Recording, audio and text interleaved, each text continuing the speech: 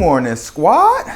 Happy Tuesday. Welcome back to MadMizzy Sports Morning Show, the #1 spot for everything sports talk, sports news, sports debate in the morning. And we got a beautiful rundown today. Of course, we got to go back to Monday Night Football and the Denver Broncos at the Los Angeles Chargers. Actually, a pretty entertaining football game. Got to get my intake or big takes on that game. Then we're going to change my gear or shift the focus to Robbie Anderson being traded from the Carolina Panthers to the Arizona Cardinals. What does that mean for the Arizona Cardinals moving forward? And what does that mean for Christian McCaffrey and the entire NFL moving forward?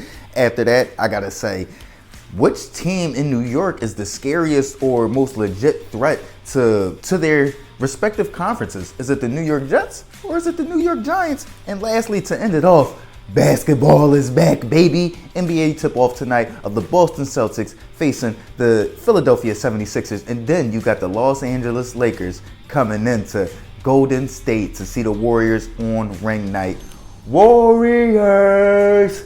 Let's get right into it, baby. So let's go back to Monday Night Football of the Denver Broncos at the Los Angeles Chargers, which ended up to be a very competitive and entertaining football game. I'm looking at this game and I'm like, okay, Russ was being Russ a little bit. I'm watching it. He hitting KJ Hamler down the field. He hit the tight end deep down the sideline. In the first half, he had 3 completions of 35 yards or more.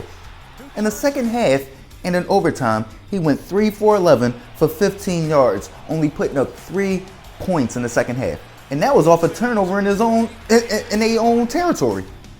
So to me, Russ started to cook like Russ, but he didn't finish off like we expect Russ to finish off. So very disappointing to me. And then let's look at Justin Herbert and the Los Angeles Chargers overall in general. For me, they're just so underwhelming. Like, they just leave you wanting more every single game, bruh. Like 19 to 16?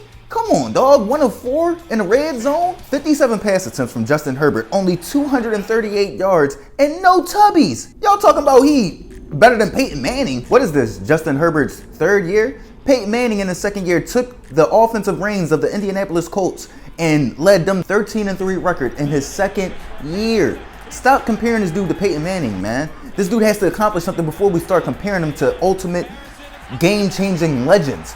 You get what I'm saying? 57 pass attempts, 238 yards, no tubbies, beating the dilapidated, underwhelming Denver Broncos at home in SoFi by only 3 points in overtime? Come on, man. We give too much praise to this dude because of his size and his athleticism and his that and the third. When is he going to be the difference? When is he going to be? Because he's clearly way better than Russell Wilson at this point. Russell Wilson had 15 yards passing in the second half. Justin Herbert, you're supposed to run away with that game. Only 3 points in the second half. 16 points overall. Where's this offense at? This offense that I'm saying is just too explosive. I'm tired of the disappointment from the Los Angeles Chargers, bro. They are not in the class of the Buffalo Bills, the Baltimore Ravens, the Kansas City Chiefs, the top teams in the AFC, if you ask me. I don't even think they're in the same class as the Cincinnati Bengals, honestly. So, to me, the Chargers are just super underwhelming. And it's no surprise. It's no surprise. It's just surprising to me that people still want to put Justin Herbert on this pedestal when every time I watch him, yes, you see the skill and all that, but it's like, I need more, bro. Where's the tubbies at? Where's the difference at? Can't always be an excuse. Can't always be the head coach. Let's move on, though. Robbie Anderson, with his spat with the interim head coach of the Carolina Panthers, has now been traded to the Arizona Cardinals. For me, that just adds more pressure to Kyler Murray and these Arizona Cardinals to get it around. Their offense has been absolutely garbage this season so far. 3 points against the Seattle Seahawks. Seattle Seahawks ain't the Seattle Seahawks from 2015 that, you know what I'm saying, dominated Peyton in the Super Bowl with Richard Sherman and all them dudes out there. So I'm looking at the Arizona Cardinals, and I don't know if adding more weaponry on the offensive end that's not O-line related will help them. I don't know if another speed receiver is going to help them. Yes, they're going to have a lot of speed out there with Hollywood and Robbie Anderson. Then you bringing back D-Hop. But how are y'all going to protect Kyler? Because that's the biggest issue right now. Kyler can't be protected. Is he doing his studying? You get what I'm saying? What's going on with the defense? Y'all had Geno Smith ripping them up last week. So, to me, Robbie Anderson isn't going to be an answer for the Arizona Cardinals. They got to look themselves in the mirror, man, because they are starting off terrible after giving everybody that's associated with them, the head coach, GM, and Kyler Murray, an extension. Y'all got to get this turned around, baby. And I don't think Robbie Anderson is the answer. Let's move forward, though. These New York teams is out here looking good. Which team is the more legit threat to the NFC conference and the AFC conference, respectively? I'm going to say it's got to be the New York Football Giants, simply because when you look at the New York Jets, they are a super young team. That's as simple as it gets. Once it gets tough and gets hard, I do not see them being able to fight through and being able to compete with some of the top echelon teams in the AFC, i.e. we seen how they looked against the Ravens. The Ravens dominated them, and the Ravens haven't been the Ravens this year. So I don't see them being able to hang with the Ravens, the Chiefs, the Bills, teams like that. So even probably coming back around, I don't see them being able to hang with the way this Patriots team is executing right now. So I'm looking towards the New York Giants and their run game. Saquon Barkley. You looking at Daniel Jones. You looking at that defensive line. They got Jabril Peppers over there. So I'm liking what the New York Giants are doing. Not to mention, like I said, with it being a run-oriented offense and them leaning on the defense, that travels. So they'll definitely be able. And then the NFC I don't think the top teams in the NFC are as scary as the top teams in the AFC. But before we get out of here, y'all know I gotta give my opinion on NBA basketball tipping off their regular season tonight with the Boston Celtics facing the Philadelphia 76ers and the Golden State Warriors hosting the Los Angeles Lakers. Warriors! Yeah, man, I'm ready for another repeat run from Dub Nation. Steph Curry, Jordan Poole, Andrew Wiggins, Jonathan Kuminga, Draymond Green, Klay Thompson, James Wiseman, Dante DiVincenzo. They got a deep, super deep squad. For me, I want to see how the Boston Celtics are going to look without Ime Udoka, how Jason Tatum, Jaylen Brown, and that whole collection of talent is going to look coming back off of last year and then having a controversy with Ime Udoka in the offseason. I'm very interested in seeing how they look, and I'm very much so interested in seeing how James Harden is going to look. I know Embiid is going to come out. He's going to dominate. He's going to give Tom Lord the workout of his life tonight. You feel what I'm saying?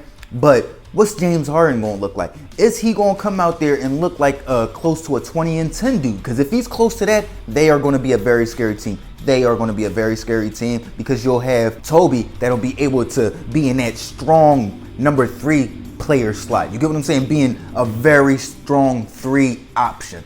When your 3 option is Tobias Harris, you got a long shot of making a deep playoff run. So I'm gonna be keeping my eye on how those two teams start off the season. But looking at the Lakers and the Warriors, I'm looking at the Warriors coming out and dominating the Lakers simply because the Lakers aren't ready for what the Warriors have presented for them. You get what I'm saying? The running, the ball movement, the defense and how they collapse, and then the athleticism that they have presented to throw at Anthony Davis, the Lakers' best player right now, is something that I don't think they'll be able to handle. And then you think about, you got the length and the athleticism to throw at a LeBron James too. Who they got to throw at? Klay Thompson and Steph. Dennis Schroeder out. Westbrook ain't been able to handle Steph since ever. You get what I'm saying? So you throw in the fact that it's ring night, you got ring ceremony, they're getting the banner dropped down. You throw in the fact that, like I said, they're super deep this year. Dante DiVincenzo is probably their 10th best player on the team. Like I said, you got Steph, Klay, Dre, Andrew Wiggins, Kevon Looney. Then you got Jonathan Kuminga, James Wiseman, Jordan Poole, Emmanuel Moody, Dante DiVincenzo. You get what I'm saying? So they are super, super stacked right now. So as soon as the Lakers go to their bench, I see the Warriors bench absolutely running away from the Lakers bench. I don't even know who the Lakers got on their bench, honestly, besides Pat Bev. So I'm looking for a dominating win from the Warriors on ring night to start off their path to back-to-back championships. And from the Celtics and Sixers, I'm just looking forward to seeing how each team comes out and what that fire is going to look like from each team as they try to start their run to a possible finals. This is MadMizzy Sports Morning Show. Happy Tuesday, Taco Tuesday. Y'all know what it is. Like, comment, share, subscribe, listen, alert. MizzyWorld Entertainment, MadMizzy Sports Morning Show. Gang.